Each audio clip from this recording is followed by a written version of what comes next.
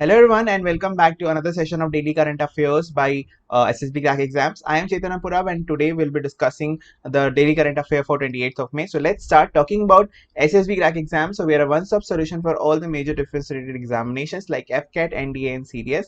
For more details regarding the courses that we offer, you can always visit to our official website learn.ssbcrackexams.com. Don't forget to subscribe to our YouTube channel SSB Crack Exams, and also you can follow us on Instagram as SSB Crack Exams, and don't forget to download our Android app from Google Play Store, SSB Crack Exams.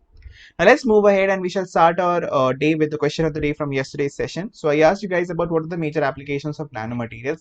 See, nanomaterials has very wide number of application in various sectors and their subdomains, but I'll be naming some few of those important sectors where they have wide variety of applications. So it has a wide variety of applications in the sector of information technology, then homeland security, then medicine, of course, in the field of biotechnology, then transportation, energy, food safety, and then of course environmental science, and of course many other domains like robotics and robotics and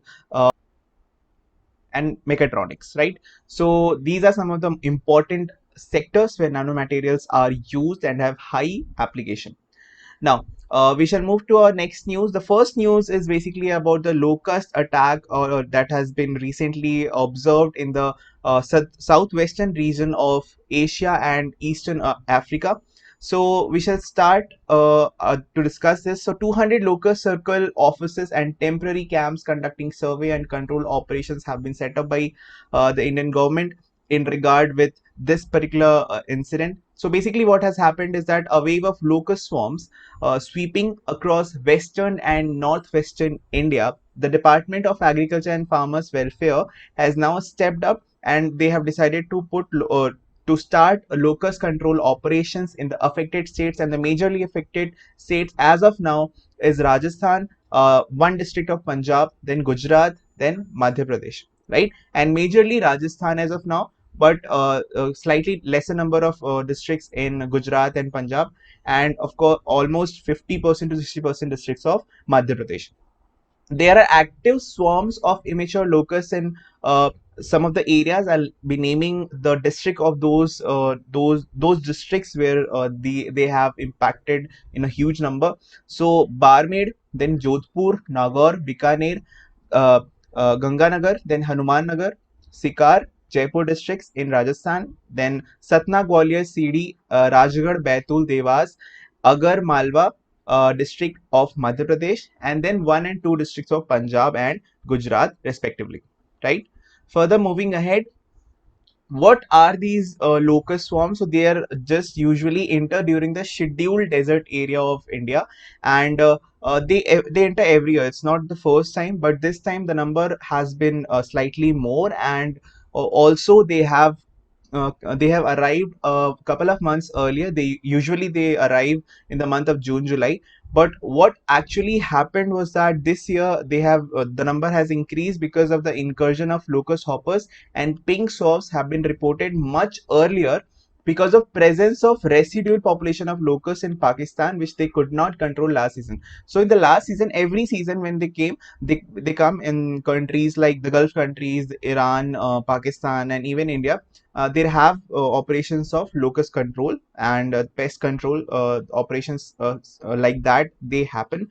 But in the last season, Pakistan were unable to control these locusts, and due to their residual population, this early arrival of these locust swarms is observed this particular year.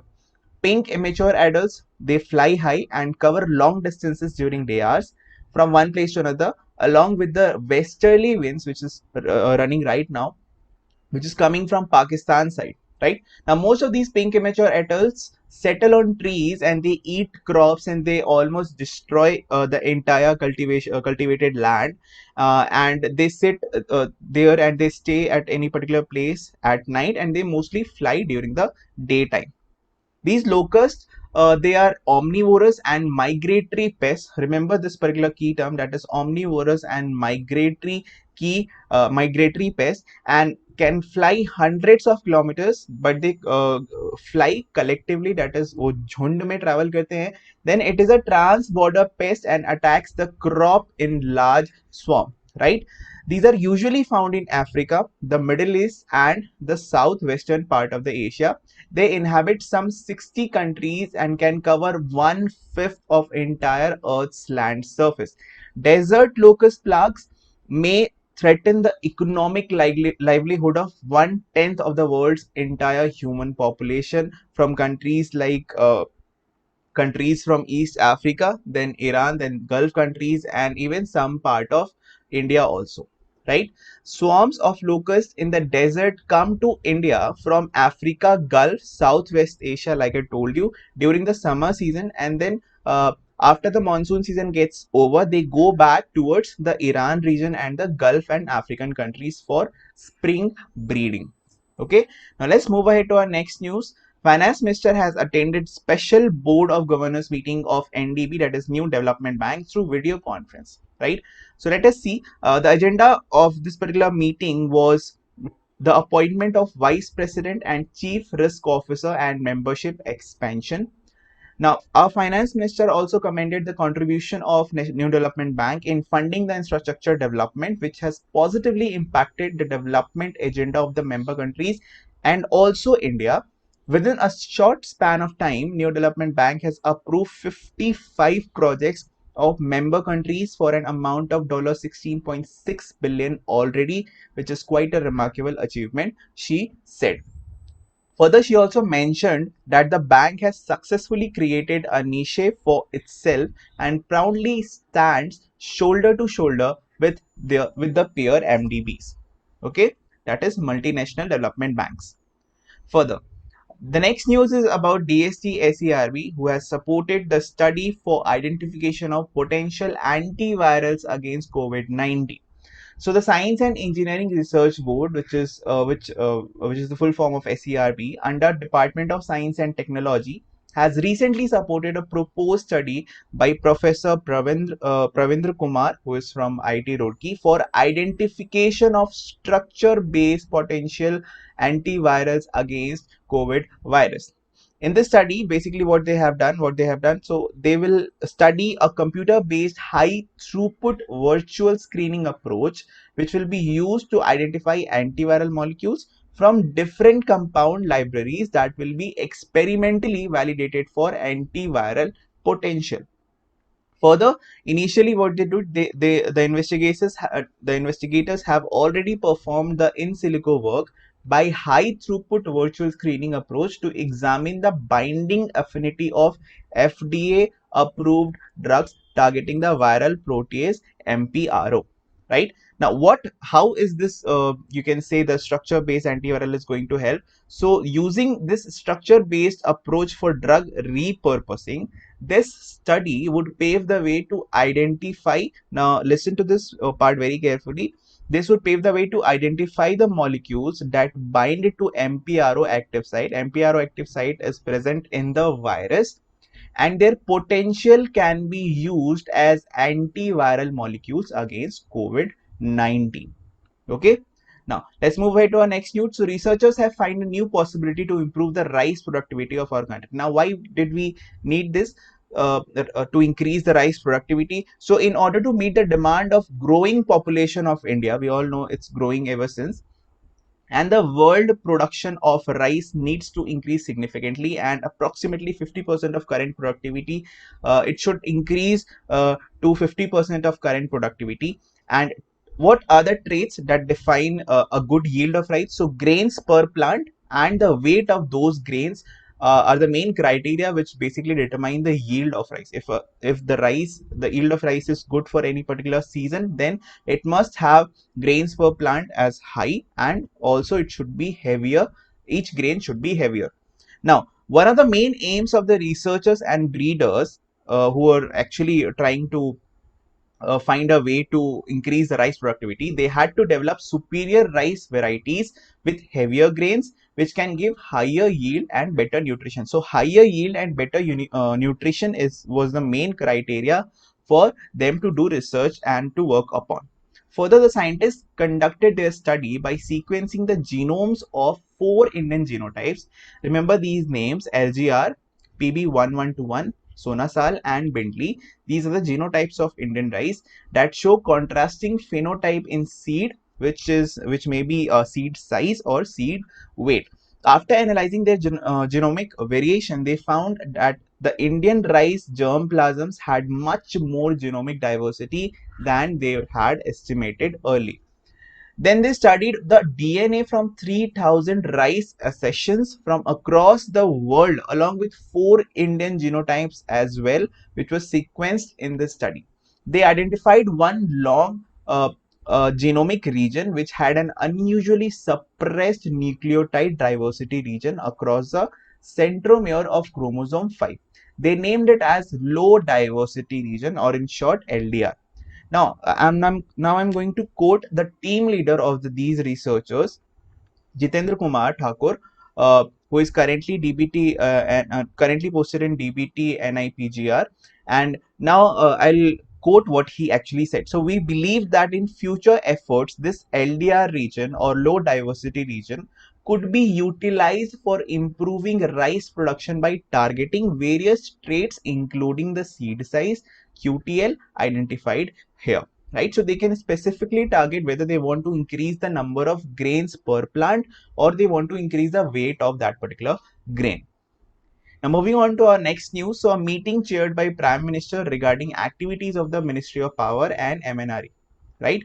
So he reviewed the work of ministries, both the ministries and policy initiatives, including revised tariff policy and also the new amendments of Electricity Bill 2020 to redress the problems afflicting the power sector were discussed. He also emphasized the need to enhance consumer satisfaction while increasing operational efficiency and improving financial sustainability. So the keywords for this meeting was consumer satisfaction, then operational efficiency, and of course improving financial stability of power sector, right? Further, he also advised the Ministry of Power to ensure that the DISCOMs publish their performance parameters periodically so that the people know how their DISCOMs fare in comparison to their particular peers. Further, he also focused in the rural areas, the power supply in the rural areas. So regarding new and renewable energy, Prime Minister emphasized the need for holistic approach for entire supply chain, which is basically connected with agriculture sector, which ranges from solar water pumps to decentralized solar cold storages. He also said that each state should have at least one city to have fully solar city through rooftop solar power generation, which is also a very good initiative. Further, emphasis was also made on ecosystem development for manufacturing of ingots, wafer cells, modules in India, which would also help generate employment in addition to various other advantages. So it will also create opportunities of indirect employment. Prime Minister also desired to expedite the plan of carbon neutral Ladakh, which is one of the most talk of the topic as far as the energy sector is concerned in India in 2020. And he also emphasized for drinking water supply in coastal areas by harnessing the solar and wind energy.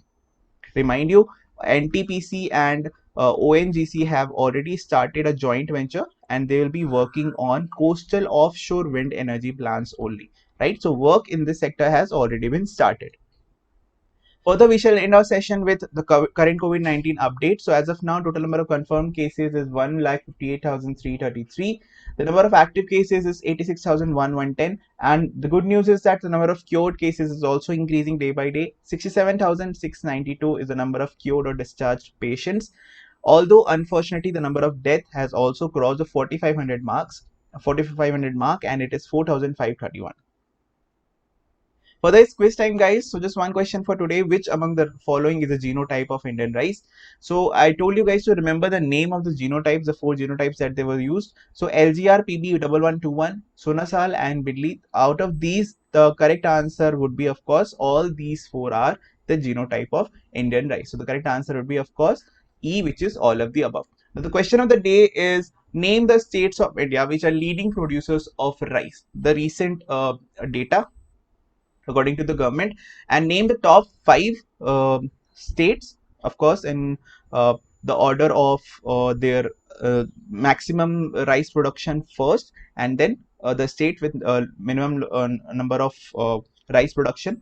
Write down the name of that state at the position 5, right? So write your answer in the comment section, and then we will discuss this in tomorrow's session. Till then, thank you and have a nice day. Jai Hind.